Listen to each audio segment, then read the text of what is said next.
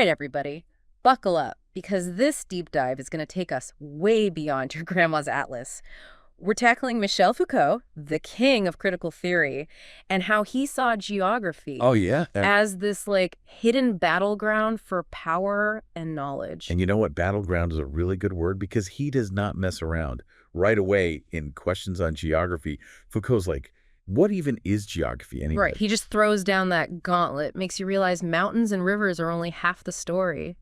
It's how we humans carve up space, claim it, and, yeah, sometimes use it to control each other that he's really interested in. Totally. Like, he'll take these words we use every day, territory, domain, field, and bam, suddenly they're not so innocent. Yay. They're loaded with this whole baggage of military conquest, economics, who's got the upper hand, you name it. Makes you look at your property lines a little differently, doesn't it? But okay, so he's saying when we talk geography, we're actually talking power. How do we even uncover that history? He calls it an archaeology of geography. Okay, now I'm picturing us with those little brushes dusting off ancient maps. I wish. What's he really getting at with that word? Digging into ideas, you know? Like, how did we end up thinking about geography this way? Who decided what goes on the map, literally and figuratively? And who benefits from us seeing the world that way? It's getting at the power dynamics baked right into knowledge itself. Sneaky, right. And speaking of sneaky, he uses that panopticon example to explain this. I vaguely remember it from college, but for those who didn't take architectural history. Picture this. Circular prison, watchtower in the middle, guards see everything, prisoners, not so much. Spooky. They never know if they're being watched, so they police themselves. Okay, creepy but effective. But how does this prison design connect to, like, our everyday lives? We're not all under constant surveillance, or are we? That's what Foucault's getting at. The panopticon, it's not just a prison. It's a model for how power works in modern society. We've got cameras everywhere, online tracking, facial recognition. Makes you wonder, right? Yeah, it's like, how much are we shaping our behavior based on the potential of being watched, even if no one's looking right at this second? Exactly. It's subtle, but it's powerful. And this is where it gets even more interesting, because he argues that knowledge science, research, even geography, it's not neutral either. Oh, here we go. It's shaped by whoever's in charge, used to keep that power structure going. So it's not just about kings and queens anymore. It's about who gets to decide what counts as knowledge, what we study, what ends up on those maps we were talking about. Bingo.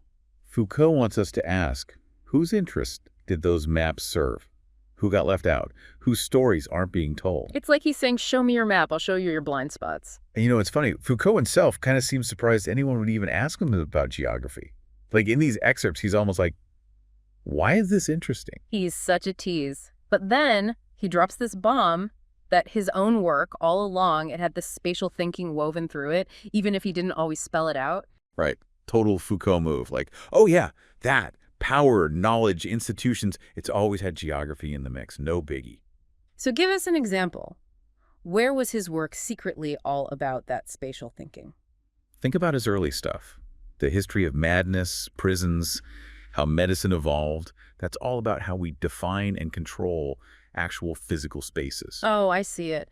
Like when he was tracing how asylums developed historically, he was also looking at how those places literally divided the world into sane and insane. Exactly. The layout of those buildings, the routines inside, who had power in that whole system, it all mattered. It's like these places become mini models for how we decide who belongs where, who's normal, who's locked up, who's free to walk around. And then those spatial metaphors, inside, outside, center, periphery, they get stuck in our language, our institutions, even if we don't realize it. And that's why Foucault is still relevant. He gives us this toolkit for understanding power, not just the obvious forceful stuff, but the subtle ways it shapes how we think, act, even how we relate to the world around us, literally. Like he's handing us a new pair of glasses and suddenly, bam, we see these power dynamics everywhere. Exactly. And this is where maps become super important in his view. Because a map is never just a map, is it? It's telling a story, usually from one point of view. You know that saying, history is written by the victors? Oh, yeah. Foucault would be like, and they drew the maps too. Yeah. He was fascinated by how maps were used to prop up power, make colonialism seem okay, literally redraw the world to benefit the people in charge. Makes you think about those old maps from Europe during colonialism. They always made places they were conquering look smaller, less important, easier to take over. Exactly. Or even now, how we choose to map, say, natural resources, certain groups of people, environmental risks. Those choices, they show who's got power, and they influence how we understand those issues. It's like, what are those maps not showing? Whose voices are left out, silenced, erased in the process of making these things that look so objective? And that is exactly the kind of thinking Foucault wants us to do. He's not saying to throw out all maps, but to question everything. Who made this? Why? What's included? What's missing? Be a more skeptical map reader. Exactly. Look beyond the surface. You'll find layers of power, different perspectives. So if all geography, like he's arguing, is intertwined with power, how do we use that? To challenge those structures, make things more equal, that's the million-dollar question, right? How do we actually do something with this? It really is. And, Foucault, he's not big on giving us like a 10-point plan. Right. But he does leave us with some tools to at least start figuring out how power works. Okay, so where do we start? If even maps can be biased, knowledge isn't neutral, how do we use that to make things better? I think step one is just realizing how deep this all goes. Yeah. Once you see how power is woven into maps, institutions, even the words we use to talk about where we are, Yeah. then you start to see those mechanisms, and then you can start to think about how to mess with them. It's like that saying, gotta admit you have a problem before you can fix it, right? We have to admit these power imbalances exist, even in something like geography, which we think of as objective. Exactly. And then we ask those tougher questions.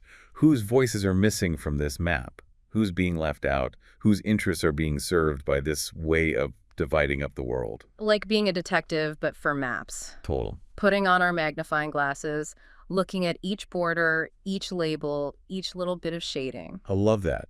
And it's not just about critiquing the old maps. It's about making new ones that show different perspectives, challenge the old ways of doing things, put the focus on people who've been ignored for too long. So not ditching maps altogether, but using them to change things, right? Challenge the status quo, make power and knowledge more equal in different places for different people. Absolutely. Geography, it's not this dead thing. It's alive, constantly being shaped by the choices people make.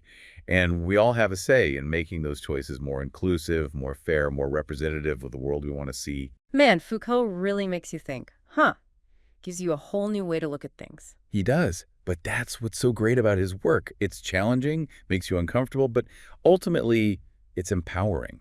We're not just pawns in this game of power. We can question it, fight back, reshape it. Like he's given us all a map and compass and said, go explore, find your own way, and build a better world while you're at it. Beautifully put. I think we've given everyone a lot to chew on today. We have. So as we wrap up this deep dive into Foucault's ideas about geography, power, knowledge, remember, next time you look at a map, don't just see lines, see the stories being told, the perspectives being shown, and yeah, the power dynamics, always those power dynamics. And then ask yourself, how can you use that knowledge to make a difference right where you are? Happy exploring, everyone.